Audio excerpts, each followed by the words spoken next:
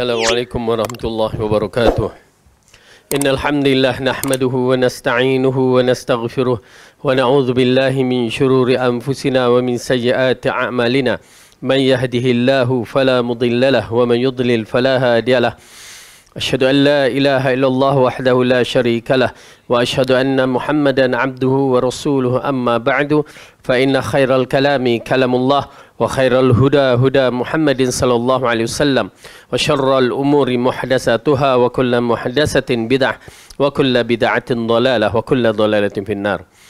Alhamdulillah, pertama kita rafa'kan syukur kita kepada Allah Subhanahu Wa Taala yang telah mengumpulkan kita dalam majlis ilmu, yang telah memberikan kita kekuatan dan kesihatan untuk terus menuntut ilmu, mencari kebenaran, mencari keredaan Allah supaya kita berada di atas manhaj yang betul, apatah lagi di hari-hari yang penuh dengan fitnah dan penuh dengan kejahilan yang begitu banyak dan kematian para ulama ar-rasikhuna fil ilm, dan kita mengharapkan agar Allah memberikan kita petunjuk dan hidayah supaya kita beristiqamah di atas jalan Quran dan Sunnah mengikut fahaman tiga generasi yang terbaik. Mudah-mudahan Allah berikan kita kebaikan tersebut. Amin ya rabbal alamin.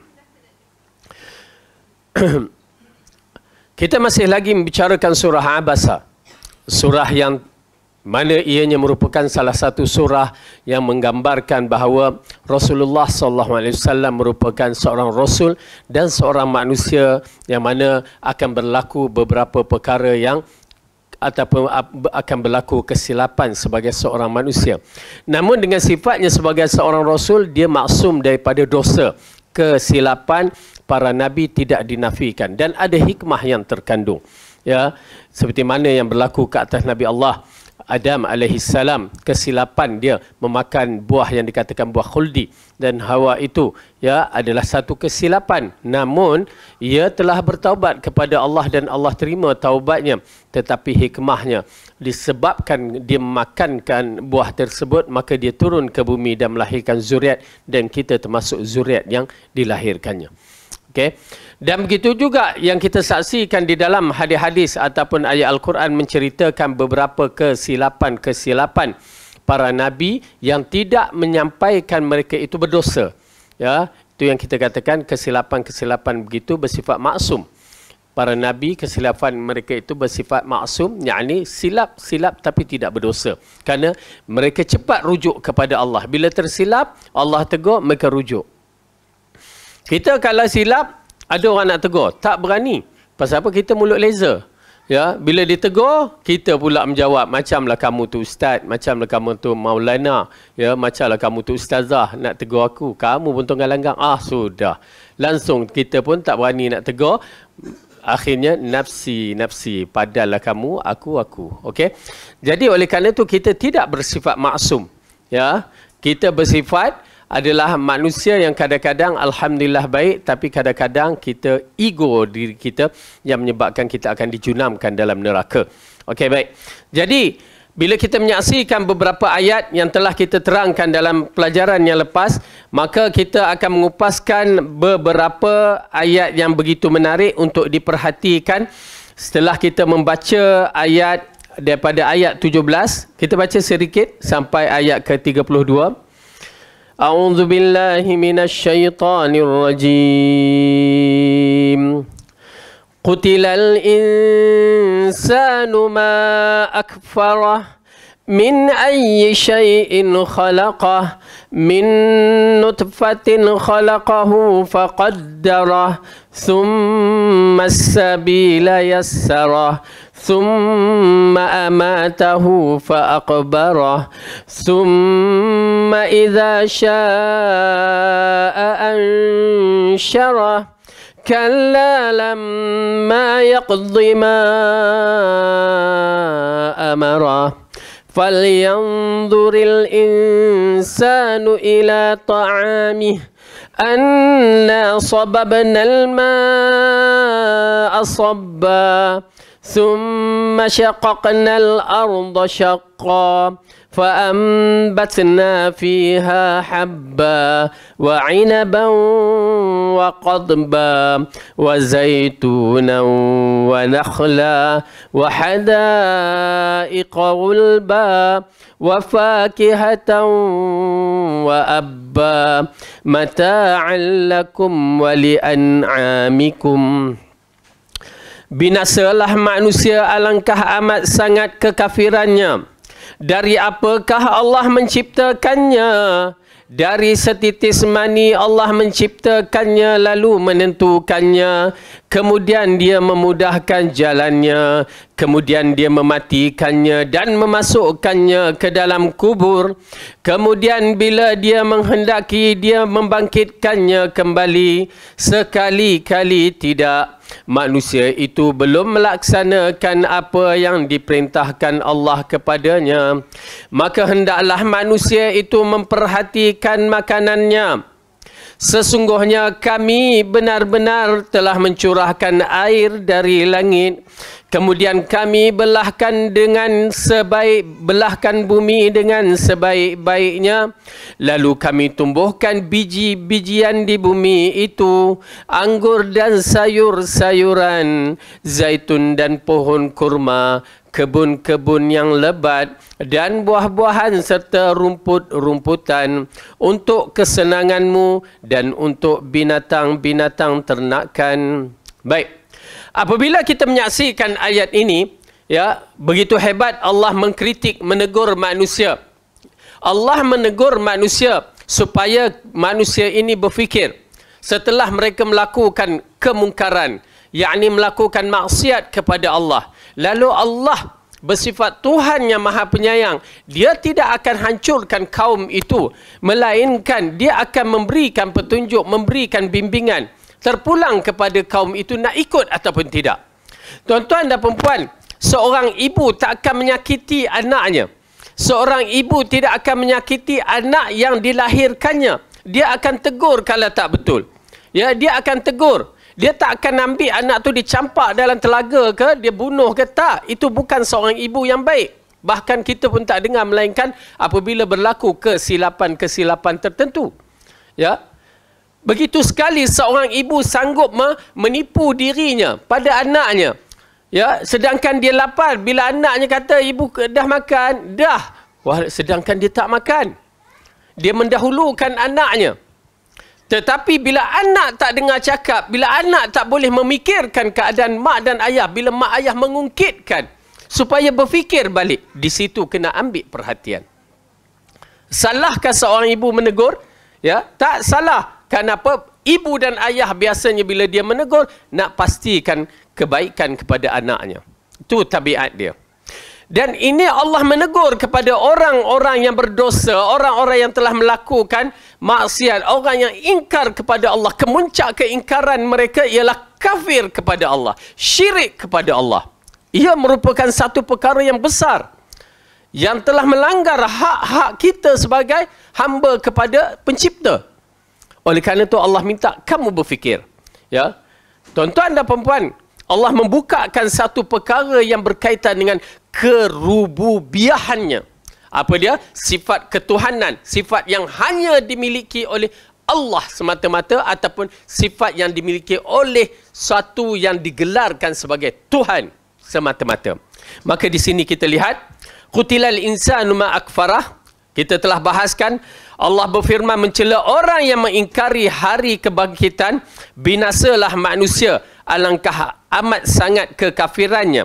Jadi, teguran Allah yang pertama kepada manusia ini, kenapa Allah telah mengisyaratkan kepada kita, bahkan ianya merupakan rukun iman kepada kita, berkaitan dengan beriman hari akhirat. Tuan-tuan dan perempuan, bila kita membicarakan beriman, dia bukan satu perkara lafaz mulut sahaja. Bila kita membicarakan beriman kepada Allah, beriman kepada Rasul, beriman kepada malaikat, ia adalah bicara hati, keyakinan kita kepada Allah ataupun tidak. Ianya memainkan peranan kepada kita untuk kita menjazamkan, menegaskan diri kita supaya beriman kepada Allah tanpa banyak bicara. Itu dia kaedah dia. Kerana kita hamba.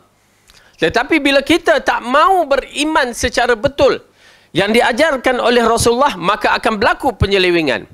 Oleh kerana itu, apabila Allah menegur manusia yang ingkar, binasalah manusia, alangkah amat sangat kekafirannya.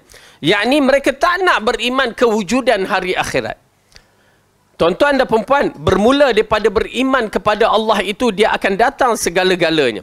Betul beriman kepada Allah, cara yang Rasulullah ajar itu, dia akan datang segala-galanya. Bagaimana beriman kepada Rasul, bagaimana beriman kepada malaikat, kitab, hari akhirat, qada dan qadar. Semua bergantung kepada beriman kepada Allah, cara yang betul. Kalau beriman kepada Allah dengan cara yang tak betul, dia tidak akan bermanfaat yang lain-lainnya. Kerana itu usul. Kalau kita beriman kepada Allah cara tak betul, maka segala-galanya akan berlaku tak betul. Kalau dengan mak kita boleh biadab, dengan orang lain tak ada apa-apa. Itu minda kita kena faham elok. Kalau dengan mak kita boleh kurang ajar, dengan orang lain pun kita boleh kurang ajar. Ya? Jangan kita tengok, oh dengan mak tu, ya, tak ada apa-apa. Jangan. Kerana kedudukan dia tu. Oleh kerana tu, ya, apabila seorang manusia tidak menghargai seorang raja misalan, berarti dia tak akan menghargai orang yang lain. Kalau Bani Israel, para nabi boleh dibunuh, orang awam, orang biasa ni, tak jadi masalah. Itu pasal kaedah-kaedah yang begini kita kena faham elok-elok. Jadi, dalam bab ini bila kita menyaksikan Allah menegur, ya, qutilal insanu ma akfarah. Kenapa manusia ni mengingkari atau menafikan apa yang telah diterangkan kepadanya? Sedangkan bukti-buktinya, maka dibukakan di sini. Min ayyi syai'in khalaqah, dari apakah mereka itu dijadikan?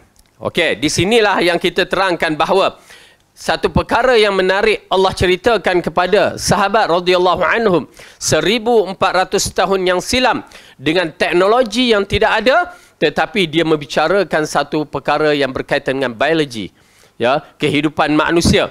Yang kita terangkan bagaimana ayat-ayat Quran menceritakan waktu itu apa yang mereka faham, ya, disebutkan. Misalnya saya bagi contoh ayat yang disebutkan di dalam surah Al-Mu'minun. Okey, cuba buka surah Al-Mu'minun.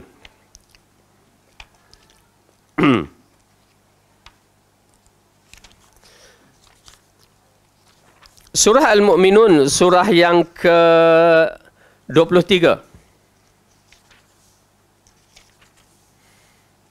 Allah menceritakan ayat yang ke-14. Bismillah.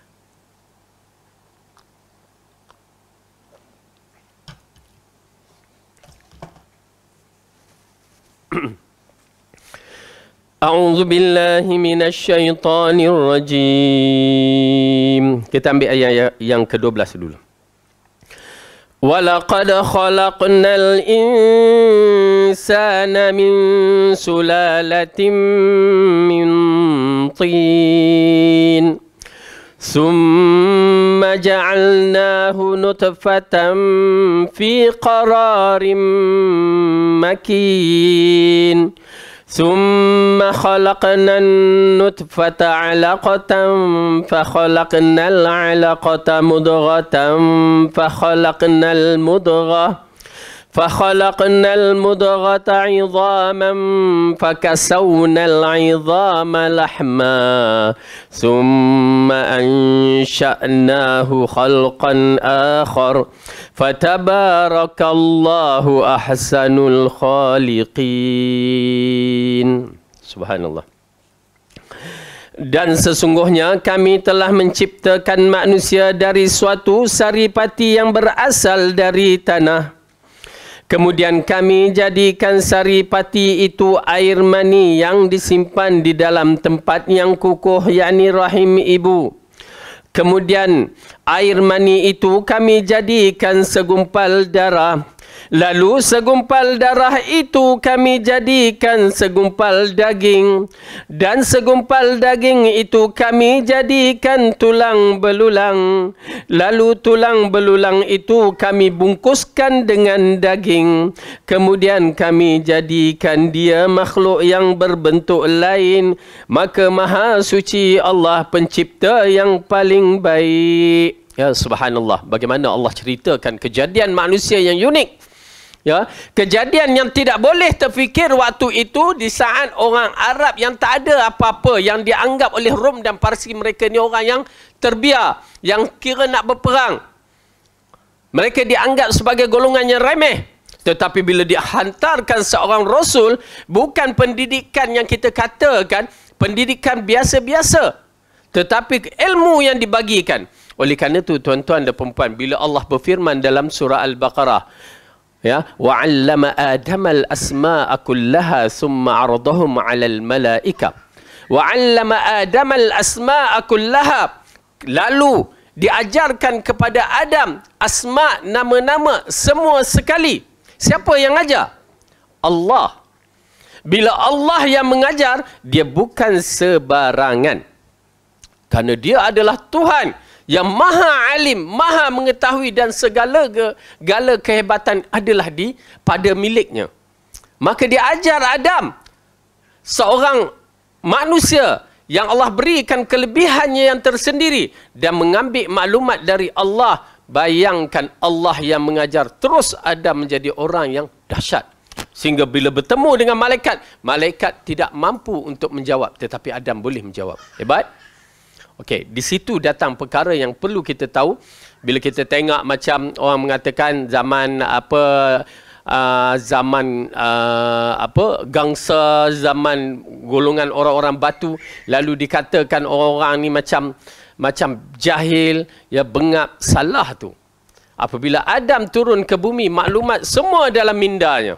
Cuma dia nak mempraktikalkan atau melakukannya, tak ada teknologi itu je. Tetapi Adam bukan sebarang manusia. Okay? Kalau nak dikaitkan dengan Adam alaihissalam. Okay? Dan begitu juga bila kita menyaksikan Rasulullah SAW, seorang yang dikatakan ummi, yakni jahil dari sudut penulisan, dia tidak mampu menulis. Lalu dia berikan ayat yang pertama, Iqra bismi rabbikal ladzi khalaq. Ya, kalimah yang bagi saya cukup agung. Apabila dibukakan, ya, Iqra bismi rabbik, supaya kita berfikir itu Tuhan kita. Dan dia mengajar Nabi Muhammad SAW dengan ilmu. Tengok apa yang diajarkan. Boleh kita fikir benda ni. Bagi saya subhanallah, bila kita fikir zaman sekarang ni pun, kalau nak masuk memahami ini, kena masuk kuliah biologi, bahagian kaji hayat ini. Hal-hal, ya, kalau nak jadi doktor. Ini kena kaji. Tetapi kedahsyatan Allah bagikan kepada Rasulullah, kita tengok apa ayat tu. Menarik, ya, disusun satu. Dan betul saintis mengakui, begitulah susunan dia. Ya, apa dia? Allah katakan, kemudian air mani itu, ya, selepas air mani bapa, sperm bertemu dengan ovum, maka terjadilah satu bentuk yang dikatakan, kemudian air mani itu kami jadikan segumpal darah. Peringkat yang pertama, ya, setelah berlaku belahan-belahan yang dibuat, ya, Allah jadikan dia berbentuk darah yang disebutkan 40 hari. Kemudian lalu dari segumpal darah itu kami jadikan segumpal daging. Ya, memang kita tak mampu untuk berfikir kerana bukan bidang kita. Tetapi itu dia susunan yang Allah cerita pada Rasulullah. Dan segumpal daging itu kami jadikan tulang belulang. Menarik. Daging yang terbentuk itu dijadikan sebagai satu tulang belulang, sebagai rangka untuk dijadikan sebagai satu makhluk yang bernama manusia. Dari sini datangnya satu binaan memerlukan rangka. Kalau tak jadi. Ya, nak buat bangunan tinggi-tinggi tak ada rangka. Apa jadi dia? Ya, okey, baik. Kemudian lalu tulang belulang itu kami bungkuskan dengan daging. Subhanallah. Rangka-rangka itu dibungkus kembali dengan daging. Itu yang kita rasa ni, ya, dalam ni tulang, luar itu adalah daging. Maha suci Allah. Subhanallah. Maha suci Allah. Maha suci Allah. Amantu bika ya Rabb. Ya, saya beriman dengan Tuhan saya. Okey. Maka kita menyaksikan tulang belulang itu lalu kami bungkuskan dengan daging. Kemudian kami jadikan dia makhluk yang berbentuk lain. Subhanallah. Kalau kita tengok bagaimana yang dilakukan oleh saintis, dia ambil, ya, perkembangan baby itu dalam rahim ibu tu daripada sperm seperti berudu, digabungkan dan akhirnya menjadi seperti tikus berekor, ya, dan akhirnya menjadi manusia, satu benda yang disebutkan berbentuk lain, pertukaran demi pertukaran. Maha suci Allah dalam bentuk kejadian. Ya, lalu Allah mengatakan, maka maha suci Allah, pencipta yang paling baik. Okey, dan inilah menunjukkan bagaimana Allah jadikan manusia supaya tolong berfikir. Tu je. Di sini penekanan rububiyah amat penting. Kalau kita bab rububiyah ni kita tidak tekan juga masalah. Tetapi penekanan ini memerlukan penekanan yang betul. Kerana orang kafir Quraisy beriman dengan Tuhan, rububiyah Tuhan, tetapi kafir di sebaliknya, mensyirikkan Allah dalam bidang yang lain. Berarti mereka tidak meletakkan rububiyah ketuhanan itu dengan cara yang betul. Siapa yang meletakkan rububiyah ketuhanan itu dengan cara yang betul, insya-Allah dia akan selamat. Uluhiyahnya akan bersih. Ya, kerana apa? Orang kafir pun mengatakan, wala in sa'altahum man khalaqas samawati wal ard la yaqulan Allah. Jika kamu bertanya kepada mereka siapa yang mencipta langit dan bumi, lalu mereka mengatakan Allah. Tu dia, kalimah jelas. Mereka beriman kepada satu Tuhan. Tetapi kenapa mereka mensyirikkan Allah? Seolah-olah Allah tak mampu untuk melakukannya. Dan inilah penyakit orang-orang yang menganut ajaran-ajaran yang dibawa oleh Yahudi dan Nasrani yang terpesong dan dianuti oleh masyarakat kita juga. Disebabkan meletakkan Allah pada bukan tempatnya. Tuan-tuan dan perempuan, ini di antara penyelewengan yang berlaku kepada akidah kita. Tauhid kita kepada Allah, wa ma qadarullaha haqqa qadrih. Kita tidak memuji, meletakkan Allah dengan sebaik-baik tempat. Bila kita tak meletakkan dengan sifat rububiyah, Allah mengatakan ya dalam Al-Quran berkaitan dengan doa, ud'uni astajib lakum. Berdoa kepada aku akan perkenankan. Dia turun ke langit bumi, ya ibadi, wahai hambaku. Ya, siapa yang nak berdoa, aku akan kabulkan. Siapa yang meminta, aku akan tunaikan. Dan siapa yang beristighfar, aku akan ampunkan. Tetapi masyarakat kita salah faham. Sebab suka mentakwil, akhirnya dia terjebak. Bila nak berdoa, mesti pergi kubur-kubur. Habis, akidah. Bila nak berdoa, tawassul dengan cara yang tak betul. Na'udzubillah. Ini di antara masalah kejahilan kita yang membelenggu diri kita, mentakwil Al-Quran, mentakwil Al-Hadis ikut akal fikiran. Jadi berbahaya dalam bab yang begini. Okey?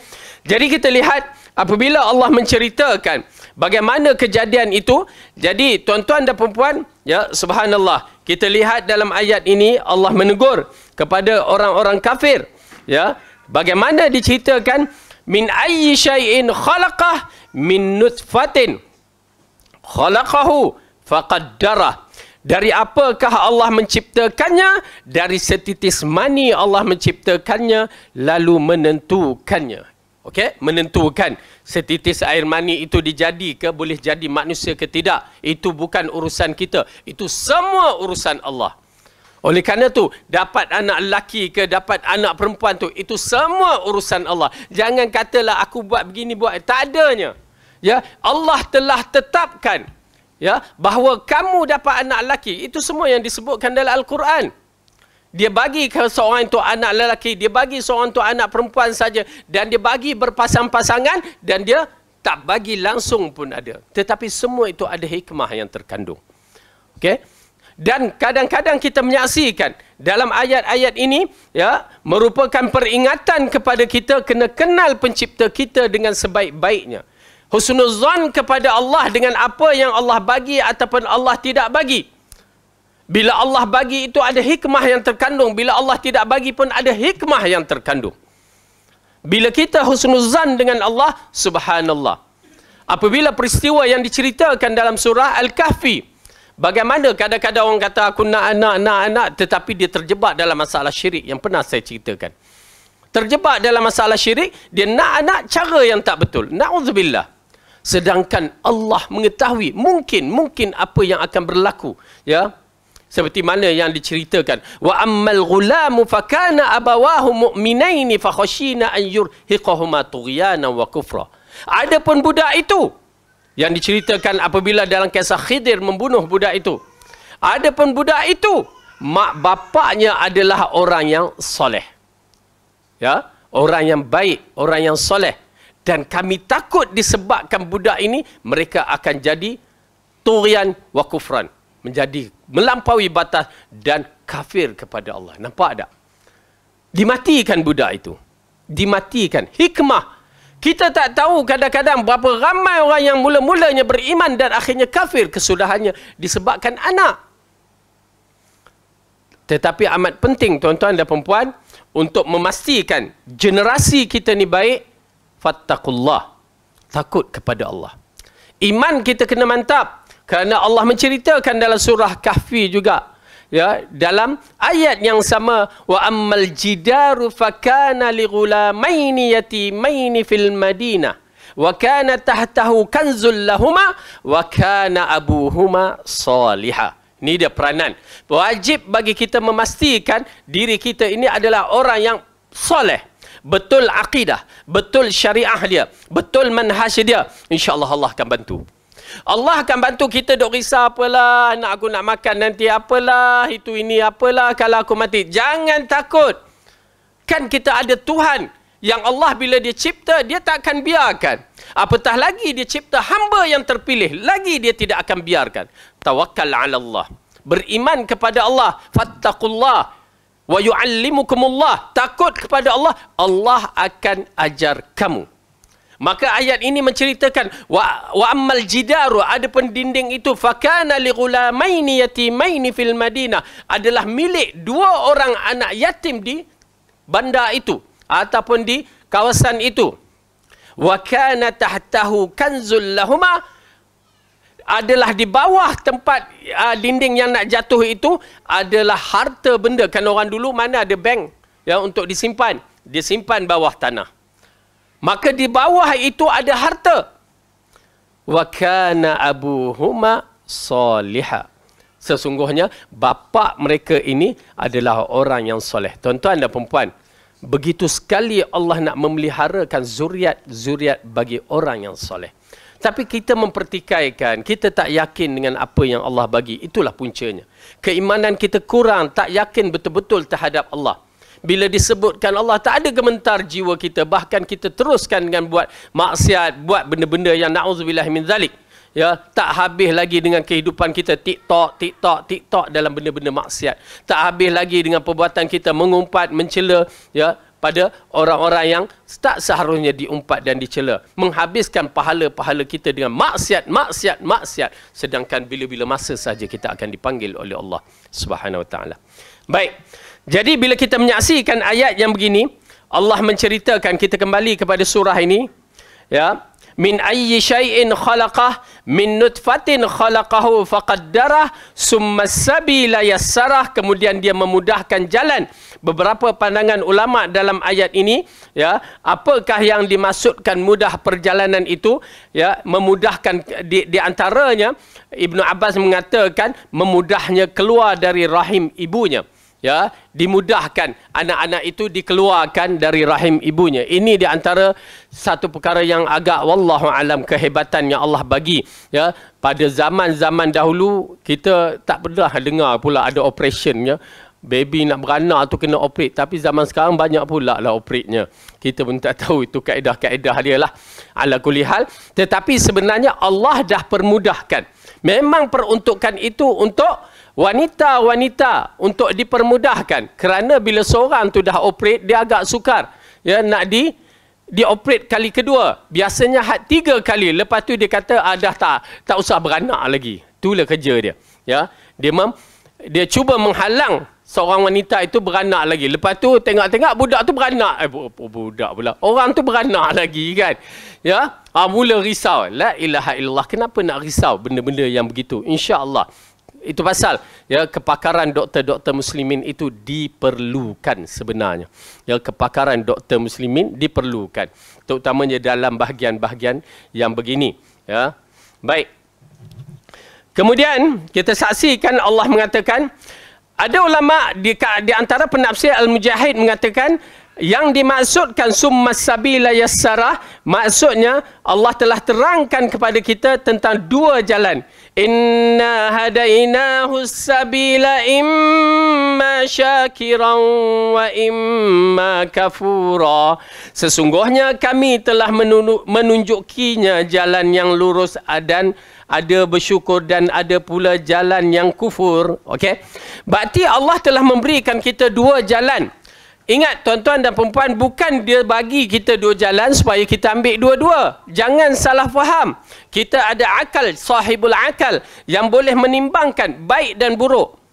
Bila suatu perkara, misalnya dalam soalan yang dibagikan bagi kita, dulu ambil apa? Soalan objektif. Dia bagi 4 jawapan. Bukan suruh bagi jawapan tu keempat-empat yang betul. Tak. Supaya kita pilih yang mana satu. Sudah tentu kita akan memilih mengikut soalan yang dibagi. Kalau dikatakan ambil jawapan yang betul, kita akan jawab yang betul. Jadi, di situ datang bahawa ada dua jalan, kedua-dua jalan ini adalah ujian. Ya.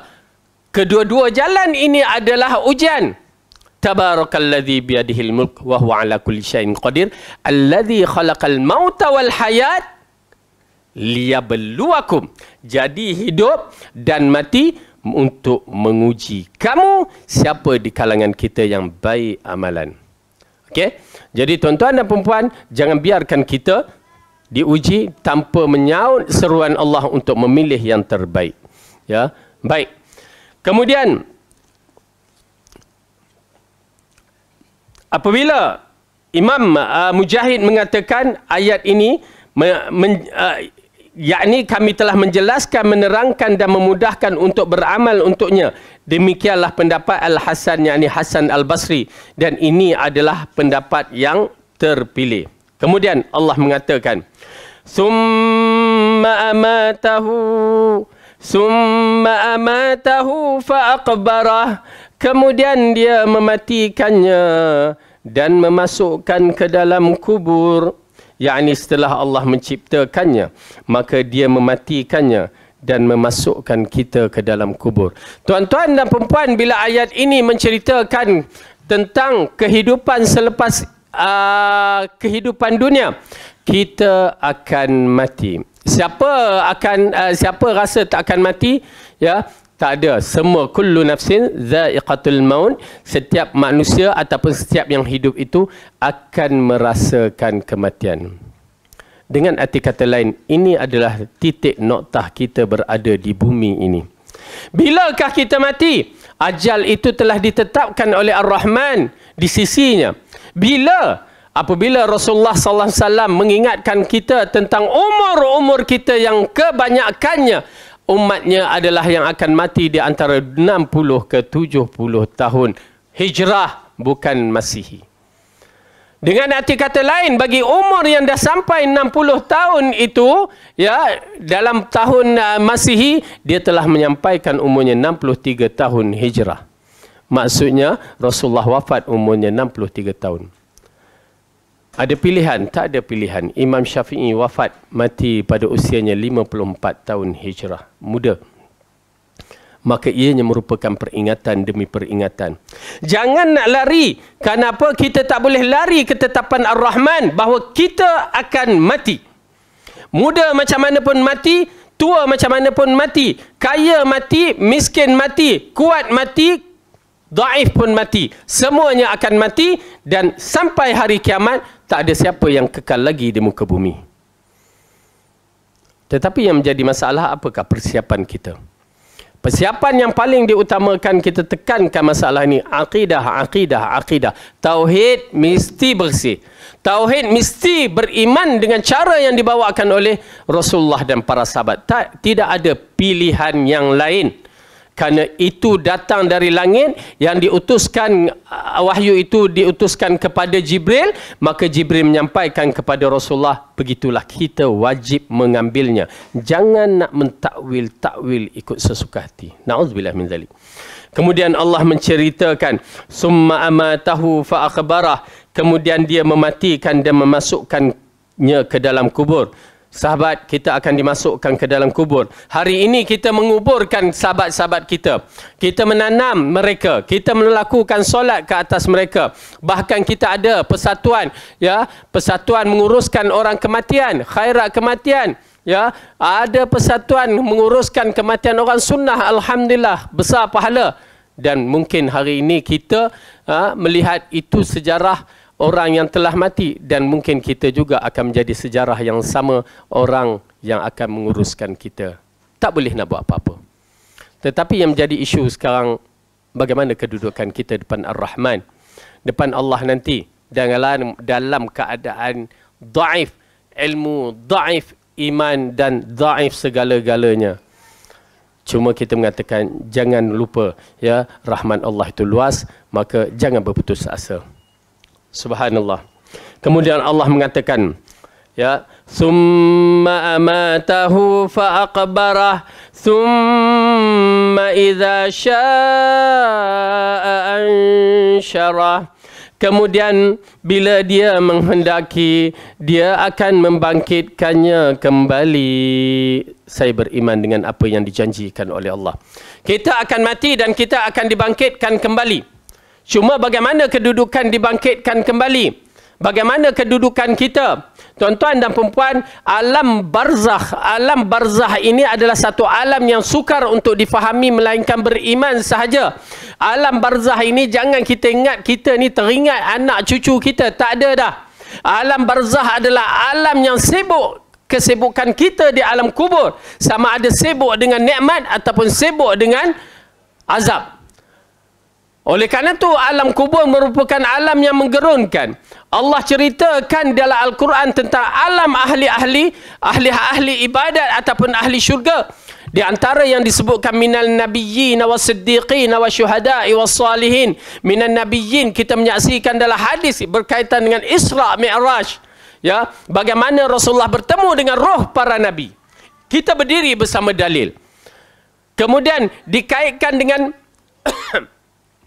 para syuhada yang disebutkan dalam surah Ali Imran, bagaimana kedudukan mereka. Disebutkan dalam surah Yasin, bagaimana kedudukan mereka yang mati syahid. Begitu nikmat yang Allah sediakan, sementara nak menuju ke alam akhirat sana. Itu dia alam barzah.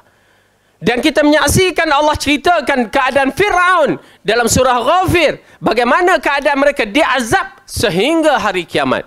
Oleh kerana itu alam akhirat, alam barzah ini jangan difikirkan bagaimana difikirkan kehidupan dia seperti kehidupan kita.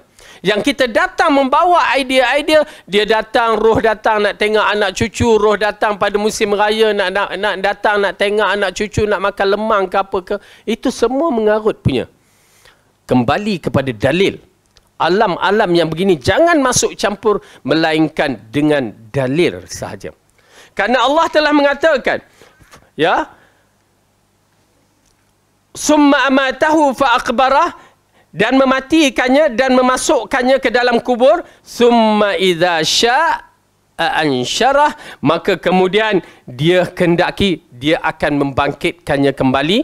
Maka membangkitkannya kembali ialah membangkitkan kita di alam yang disebutkan alam akhirat. Ianya berlaku apabila kiamat berlaku, hancurnya alam semesta dan tidak kekal melainkan Allah Subhanahu wa taala. Anal Malik, Anal Mutakabbir. Allah mengisytiharkan di saat sunyi sepi alam semesta, hanya Allah yang mengetahui berapa lama. Cuma hadis ada menyebutkan sedikit sebanyak berkaitan perkara itu. Cuma tuan-tuan dan perempuan, ittaqillah, takut kepada Allah. Inilah kita manusia. Dalam keadaan lemah kita dijadikan, dan dalam keadaan lemah juga kita akan dibangunkan. Cuma hanya amalan, ya, akidah yang betul diikuti dengan amalan yang soleh yang akan menyelamatkan kita dalam perjalanan yang begini. Berliku-liku. Tuan-tuan dan perempuan, berliku-liku. Tak ada siapa yang boleh memastikan dia selamat. Walaupun seorang ustaz, walaupun seorang maulana, walaupun seorang doktor PhD, ya, tak ada siapa yang mampu mengatakan dia akan terselamat. Perjalanan yang tidak tentu kedudukan sesiapa pun, hanya mampu kita menyuarakan diri kita kepada Allah. Allah makhtim lana bi husnil khatimah. Itu je. Ya Allah, masukkan kita di kalangan orang yang dimatikan dalam husnul khatimah.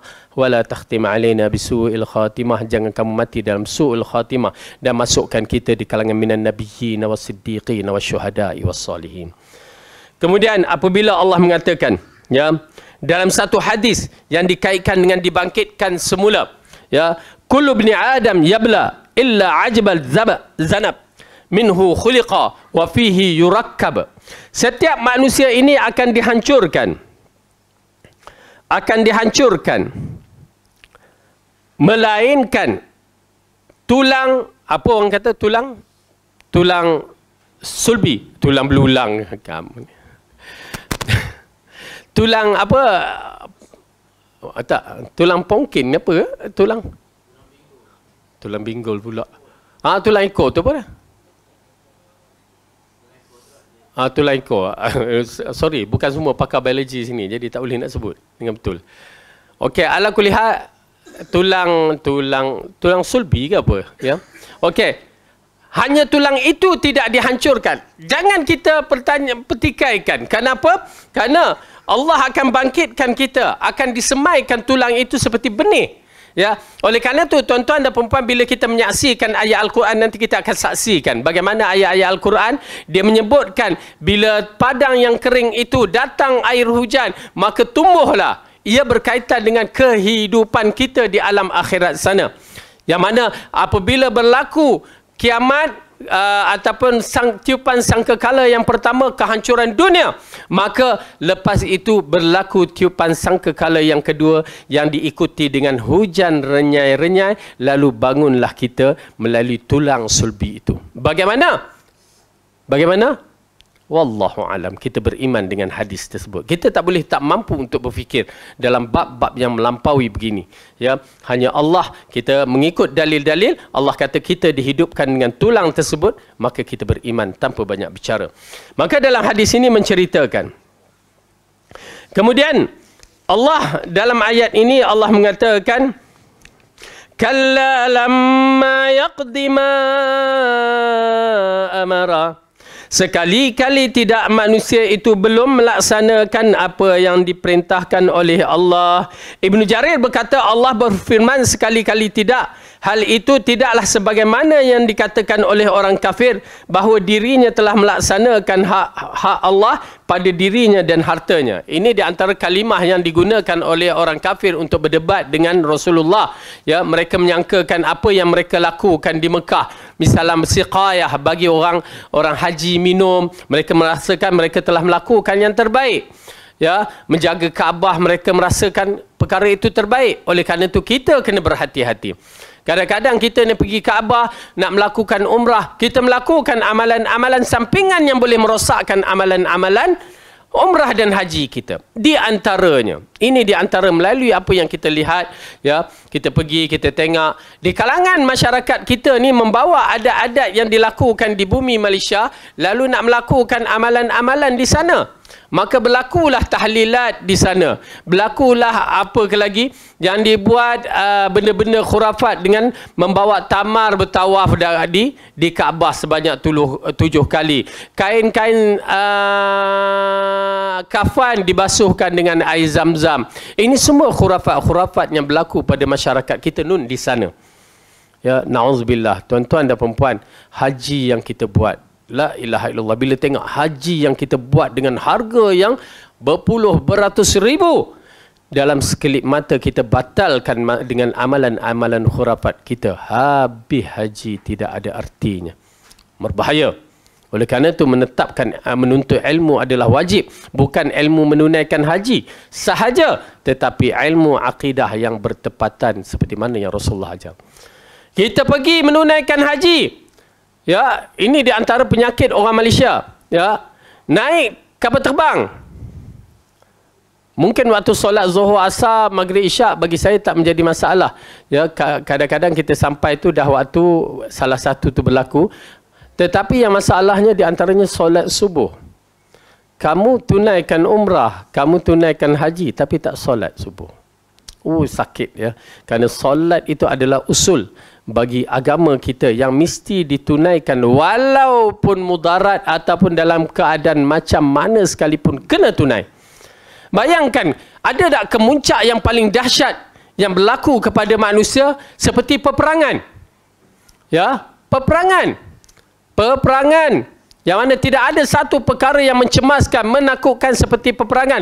Tetapi diwajibkan kepada kita untuk melakukan solat di waktu itu. Cuma cara je lah. Tiba-tiba pergi haji, pergi umrah tak melakukan solat. Na'udzubillah. Ya, salah tu. Besar salahnya. Buatlah apa juga. Kita gunakanlah solat. Ya, kita lakukanlah solat. Buatlah wuduk ke, ambil wuduk ke, buatlah tayamum ke, ya. Kalau kita kata begitu, buat, ya. Lakukan, tapi solat jangan tinggalkan. Ya. Kenapa? Yang menjadi perbahasan ulama bab solat ini, kalau seseorang itu tidak melakukan solat, adakah dia kafir ataupun tidak? Okey, itu perbahasan. Tetapi siapa yang tidak melakukan solat walaupun sekali, tetap hukumnya dosa besar. Itu tak ada khilaf. Yang khilaf adakah kafir ke tidak. Beratlah tu. Kalau khilaf kafir ke tidak, itu berat. Tetapi bab kabair dah confirm. Tak solat walaupun satu waktu, berdosa besar. Okey? Jadi, berhati-hati dalam bab ini.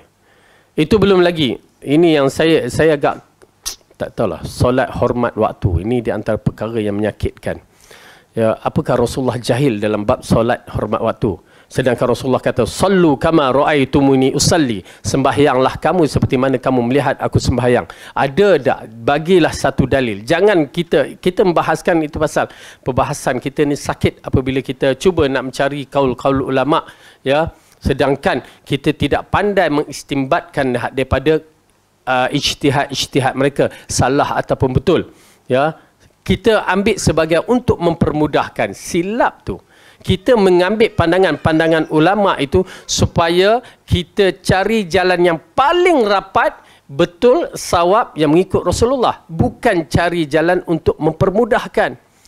Dan akhirnya dia cari jalan nak mudah. Kesudahannya amalan dia bermasalah sebenarnya. Wallahu a'lam bissawab. Hanya Allah lah tempat kita mengadu. Okey, kita lihat ayat yang seterusnya. Allah mengatakan, kalla lamma yaqdi ma amara. Sekali-kali tidak manusia itu belum melaksanakan apa yang diperintahkan Allah kepadanya. Falyanzuril insanu ila ta'amih. Maka hendaklah manusia itu memperhatikan makanannya. Okey, memperhatikan di sini. Tuan-tuan dan puan-puan, maksud memperhatikan di sini, bagaimana makanan-makanan itu ada kepada kita, di antaranya bagaimana dia dikeluarkan oleh Allah sehingga kita boleh makan, haiwan boleh makan. Ini di antara satu benda yang agak menarik sekali nak menceritakan rahmat Allah itu begitu luas. Bukan suruh tengok, wah hari ni aku makan burger, esok makan pizza, esok ayam golek. Dah, bukan tu. Tetapi bagaimana benda-benda ataupun makanan-makanan ini boleh dihasilkan, semuanya datang dari bumi Allah ini. Tak kira, sebut je apa juga. Makanan ini yang bukan datang dari bumi Allah. Okey? Tumbuh-tumbuhan usul kepadanya. Air usul kepadanya. Ya, air itu asas dia. Dari bumi. Ikan apa semua makan melalui haiwan-haiwan ataupun tumbuh-tumbuhan yang terdapat dalam alam air mereka. Dan kita menyaksikan yang di atas darat pun begitu, makan daripada tumbuh-tumbuhan. Semuanya adalah satu nikmat yang Allah bagi kepada kita. Kerana di akhir ayat tu kita akan lihat apa yang Allah kata, ini kan nikmat yang dibagi kepada kamu dan binatang ternakan kamu. Okey, kita lihat terus. Jadi Allah membicarakan, tuan-tuan dan puan-puan, maka hendaklah manusia itu memperhatikan makanannya. Apa dia? Lihat. Anna sababnal ma'a sabba thumma syaqaqnal arda syaqqa. Sesungguhnya kami benar-benar telah mencurahkan air dari langit, yakni kami telah menurunkan dari langit ke bumi Kemudian kami belahkan bumi dengan sebaik-baiknya, yakni kami menetapkan air itu di bumi dan masuk ke celah-celahnya sehingga menembus bahagian biji-bijian yang tersimpan di dalamnya. Tuan-tuan dan puan-puan, Allah nak menceritakan dari mana air itu datang. Ya, dari bumi dan langit Allah keluarkan air itu. Dan Allah qadarkan, ya, qadar yang telah ditetapkan. Ini di antara satu kehebatan yang sukar kita fahami. Bagaimana Allah, ya, kalau kita nak tanam pokok, dia ada sukatan-sukatan. Kita belajar tu sukatan begini-begini. Dan bukannya sama. Ya. Tetapi Allah aturkan. Semua tumbuh-tumbuhan tu dah ada. Dia punya cara prosesnya dah ada. Dahsyat. Dia turunkan air. Kalau dia turunkan air seperti banjir, tumbuh-tumbuhan takkan hidup. Tetapi dia qadarkan, ya, ketetapan itu supaya kita boleh menggunakan hasil dari penciptaannya. Dahsyat. Tuan-tuan dan puan-puan, ayat yang berikutnya itu apabila ulama tafsir dan saintis mengisyaratkan, saya merasa kagum bila saya dengar rencana yang diterangkan oleh saintis tu, ya, tertarik sangat-sangat. Kerana apa? Summa syaqaqnal arda syaqqa. Bagaimana bumi itu dibelah. Dahsyat. Ya, sampai sekarang manusia tidak boleh mencipta biji benih, mesti ambil daripada tumbuhan yang asal. Yang mana kalau yang mempunyai biji benih, kalau nak tanam dengan biji benih. Tahu tak bagaimana tumbuhan ini, biji benih tu nak mengeluarkan pucuk dia. Bukan sebarangan. Subhanallah, saya tertarik. Kerana itu Allah katakan, summa syaqaqnal arda syaqqa. Kami yang membelahkan bumi supaya tumbuhan itu dapat keluar. Dia bukan sebarangan. Dia macam budak kan, budak kecil. Kita ni kalau nak angkat pasu, angkat benda berat tak jadi masalah. Tetapi budak baby tu nak angkat separuh mati belum tentu terangkat. Inilah Allah bagi misal terhadap tumbuhan. Dia nak membelahkan bumi memerlukan kekuatan yang cukup kuat. Kalau tidak Allah bantukan, Allah irsyadkan, Allah petunjukkan bagi tanah dan tumbuhan ini, maka mereka tak mampu untuk membelah bumi untuk menjadikan tumbuhan yang hidup. Dahsyat. Ya, saya dengar rencana tu tertarik saya. Menarik sekali.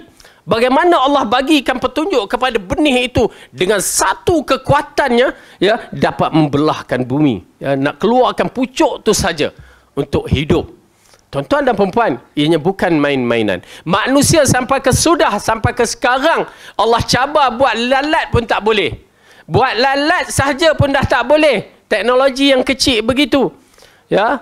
Lepas tu, kalau Allah cabar buat biji benih pun, kita tidak mampu. Ya. Walaupun orang itu mengaku dirinya Tuhan. Seperti Fir'aun. Dia mengaku, ana rabbukumul a'la. Nak buat anak pun tak boleh. Anak dia sendiri. Itu pun Musa yang ada. Anak angkat dia. Ini dia kedudukan. Tuan-tuan dan perempuan, ini rububiyah Allah. Kadang-kadang kita mengakui saintis, ya, menerangkan, bukan mengakui bagaimana, mengakui apa yang mereka buat tidak bercanggah dengan Al-Quran, kita akan merasa kagum. Kagum tentang mana? Kehebatan Allah, Tuhan kita. Tetapi bila kita tidak kaitkan, ya, kita tidak kaitkan satu itu dengan Allah, maka jadilah penyelewengan, ya, iman kita. Sedangkan seorang doktor itu, ya, mereka itu dapat menyaksikan bagaimana kejadian yang unik pada tubuh badan mereka. Tubuh badan manusia ni, tentu mereka akan beriman kepada Allah. Itu pasal bukan kita menafikan sains. Tetapi bila anak-anak kita dibimbingkan dengan akidah yang betul, sains itu akan memberikan penambahan iman kepada mereka. Ya, baik. Jadi di sini kita melihat, ya, saya agak tertarik. Oleh kerana itu dalam rencana-rencana yang berbentuk begini kena ambil perhatian, ya, kalau kita nak dapat ilmu tambahan.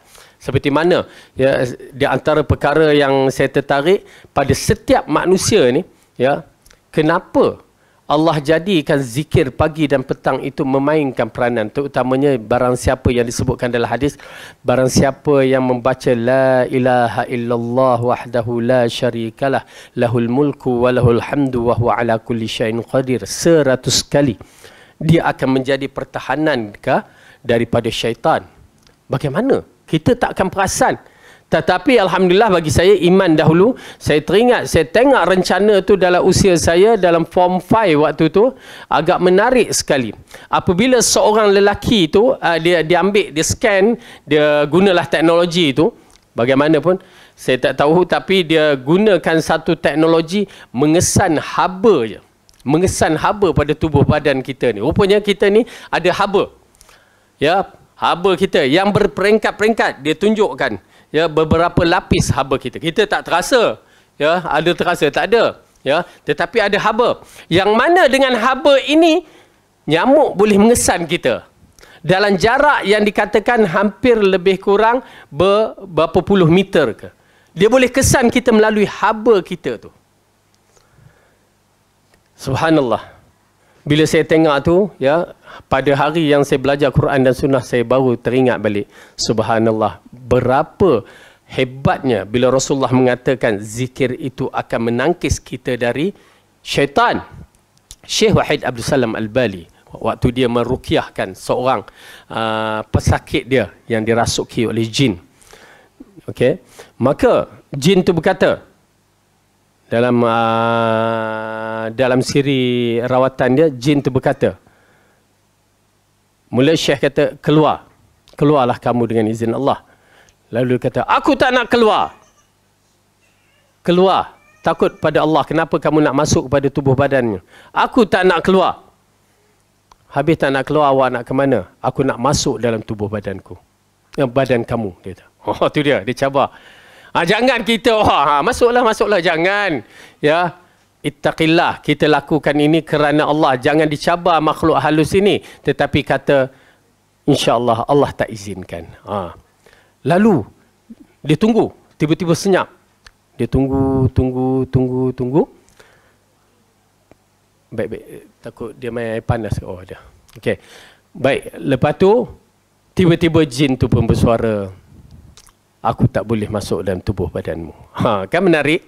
Ya. Lalu Syekh Wahid Abdul Salam Bali mengatakan, insya-Allah awak takkan masuk dengan izin Allah. Kenapa? Betul apa yang Rasulullah SAW sabdakan. Barang siapa yang membaca zikir yang saya sebutkan tadi sebanyak 100 kali, maka dia akan mendapat perlindungan dari Allah dari gangguan syaitan. Maksudnya iblis tak mampu untuk masuk dalam tubuh badan kita. Jadi tuan-tuan dan perempuan, ini persoalan-persoalan yang wajib kita imani dalam bab ghaib. Kita tak mampu, saintis baru je berjumpa dalam bab-bab yang begini. Cuma yang paling penting, apa yang Rasulullah SAW ajar, ikut. As-sam'u wa ta'ah. Jangan banyak bicara, jangan banyak songel, nak mempertikaikan apa yang hadis Rasulullah SAW terangkan.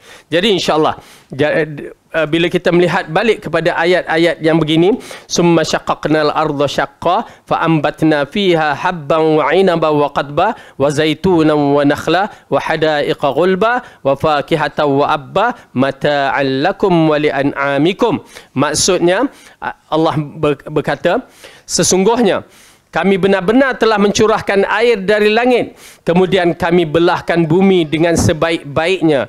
Lalu kami tumbuhkan biji-bijian di bumi itu. Anggur dan sayur-sayuran, zaitun dan buah-buahan, serta rumput-rumputan. Untuk kesenanganmu dan untuk binatang ternakanmu. Ya, jadi dengan arti kata lain, apa yang Allah sediakan adalah untuk kita sebagai khalifah di muka bumi dan binatang-binatang yang mana ianya juga untuk kita. Dan mudah-mudahan dengan nikmat yang Allah bagi ini, kita beriman dan kita merujuk diri kita kembali kepada Allah. Adakah kita bersyukur ataupun tidak? Adakah kita mengakui Allah itu sebagai Rabb, Tuhan kita ataupun tidak? Ataupun kita berlengah-lengah dalam siri untuk beramal soleh, maka kita takut kita tidak dan atau tak sempat untuk beramal, lalu Allah jemput kita bertemu dengannya dalam keadaan kita tidak mensyukuri nikmat Allah dengan sebaik-baiknya. Jadi na'udzubillah min zalik. Dan insya-Allah kita akan sambung ayat yang berikutnya nanti, bagaimana kedudukan kita di akhirat.